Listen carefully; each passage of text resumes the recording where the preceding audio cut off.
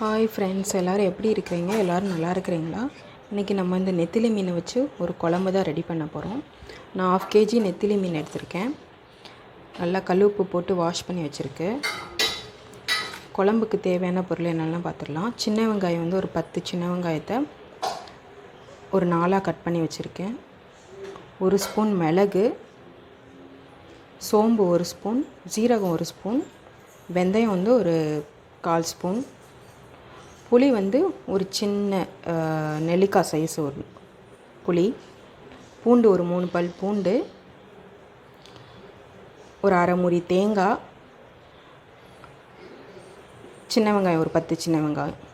இந்த மிளகு, ஜீரகம், சோம்பு, பூண்டு, தேங்காய், சின்ன வெங்காயம் இது எல்லாமே நம்ம மிக்சியில் கிரைண்ட் பண்ண போகிறோம். குழம்புக்கு வந்து வதக்கிறதுக்கு சின்ன வெங்காயம், கருவேப்பிலை, ஒரு சின்ன தக்காளி, அவ்வளோதான் ஃப்ரெண்ட்ஸ். நம்ம இப்போ இந்த குழம்பு எப்படி ரெடி பண்ணணுன்னு பார்க்கலாம். மீன் குழம்பு பண்ணும்போது மண் சட்டியில் பண்ணுங்கள், நல்லாயிருக்கும். இன்றைக்கி நானும் மண் சட்டியில் தான் பண்ண போகிறேன். இந்த ரெசிபி வந்து எங்கள் அம்மா பண்ண போகிறாங்க. அவங்க ஸ்டைலில் பண்ணுறாங்க. எப்படி பண்ணுறாங்கன்னு நான் உங்களுக்கு சொல்கிறேன். ஃப்ரெண்ட்ஸ், இப்போ மண் சட்டி வச்சுருக்கோம். அதில் ஒரு கரண்டி அளவு தேங்காய் எண்ணெய் எடுத்திருக்கோம். தேங்காய் எண்ணெய் விட்டுக்கலாம்.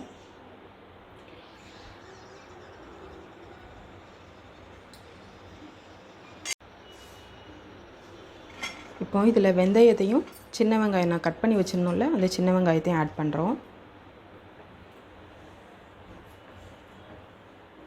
கருவேப்பிலை ஆட் பண்ணுறோம். இப்போ இந்த வெங்காயம் நல்லா வதங்கட்டும். வெங்காயம் நல்லா வதங்கினதும் நம்ம தக்காளி ஆட் பண்ணிக்கலாம். மிக்ஸி ஜாரில் தேங்காய், மிளகு, ஜீரகம், சோம்பு, சின்ன வெங்காயம், பூண்டு எல்லாத்தையும் ஆட் பண்ணியிருக்கோம். இப்போ இதை நல்லா நைஸாக நல்லா ஒரு ஃபைன் பேஸ்ட்டாக அரைக்க போகிறோம். அவ்வளோ. வெங்காயம் நல்லா வதங்கிருச்சு. இப்போ தக்காளி ஆட் பண்ணிக்கலாம். தக்காளி ஆட் பண்ணிட்டோம்.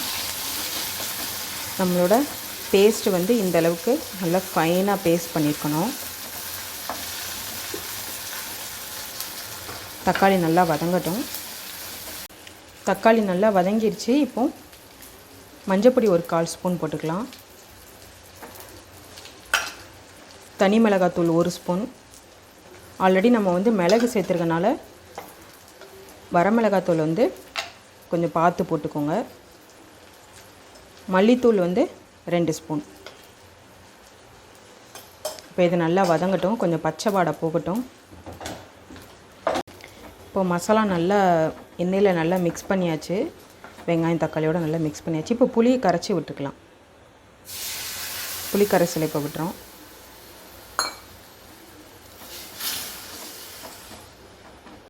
இப்போ நம்ம அரைச்சி வச்ச பேஸ்ட்டை ஆட் பண்ணிக்கலாம்.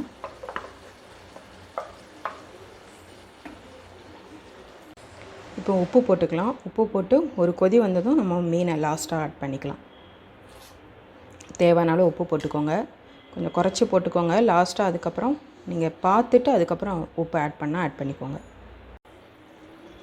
இப்போ நல்லா நம்மளோட குழம்பு நல்லா கொதிக்க ஆரம்பிச்சிருச்சு. இந்த சைட்லெலாம் பாருங்கள் நல்லா எண்ணெய் பிரிஞ்சு வந்திருக்கு.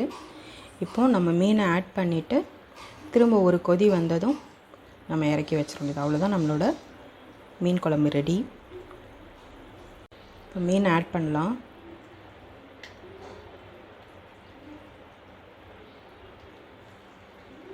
மீனை ஆட் பண்ணிவிட்டு கரண்டி வச்சு நல்லா கிண்டக்கூடாது. அப்போ மீன் ஃபுல்லாக உடஞ்சிரும்.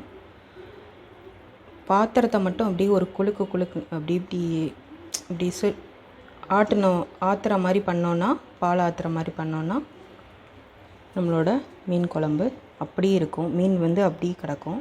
இல்லாட்டா மீன் வந்து உடஞ்சி தனித்தனியாக வந்துடும். இப்போ இந்த மீன் போட்டதுக்கப்புறம் திரும்ப ஒரு கொதி வந்ததுக்குள்ளே மீன் நல்லா வெந்துடும். நான் அதுக்கப்புறம் உங்களுக்கே காட்டுறேன். இப்போ நம்மளோட மீன் குழம்பு ரெடி ஆயிடுச்சு. மீன் எந்த அளவுக்கு பாருங்கள், போட்டதுமே வெந்துருச்சு. ஒரு 10 நிமிஷத்தில் மீன் வெந்துருச்சு. அவ்வளோதான், நம்மளோட மீன் குழம்பு ரெடி ஆயிடுச்சு. எண்ணெய்லாம் பாருங்கள் அப்படி இருக்குது. உங்களுக்கு தேங்காய் எண்ணெயில் செய்ய இஷ்டம் இல்லை அப்படின்னா நீங்கள் நல்லெண்ணெயில் கூட செய்யலாம். ஃப்ரெண்ட்ஸ், இந்த வீடியோ பிடிச்சிருந்தால் லைக் பண்ணுங்கள், ஷேர் பண்ணுங்கள், கமெண்ட் பண்ணுங்கள். மறக்காமல் சப்ஸ்கிரைப் பண்ணிடுங்க. அடுப்பு ஆஃப் பண்ணதுக்கு அப்புறமும் பாருங்கள் மேலே அந்த பபிள்ஸ் வருது.